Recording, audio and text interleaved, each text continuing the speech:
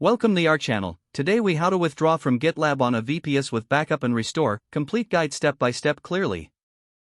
To withdraw your GitLab instance from a VPS, begin by preparing for the process. Log into your VPS using SSH. Ensure you have administrative access to the GitLab instance. Start by creating a backup of your GitLab data. Run the command to create a backup. This is usually done with the command GitLab backup create. Monitor the backup process for any errors. Once complete, navigate to the backups directory. This is often located at /var/op/gitlab/backups. Verify that the backup file has been created successfully.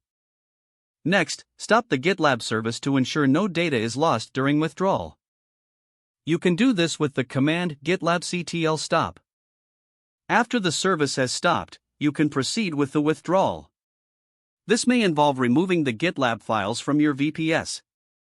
Use the command sudo apt-get remove gitlab ce. Follow this by removing any lingering configuration files.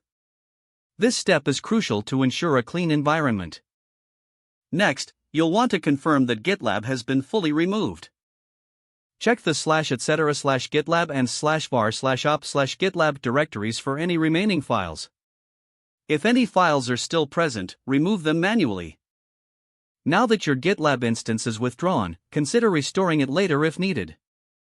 To restore from backup, transfer the backup file to the new or existing VPS instance. Make sure the target system has GitLab installed. Once the backup file is in place, you'll need to set the permissions. Use the command git backup_file to ensure proper access. Run the restore command using GitLab backup restore backup equals backup_file_name. Follow any prompts that appear during the restoration process. After restoration, start your GitLab instance again. Don't forget to like this video and subscribe to our channel for more step-by-step tech guides.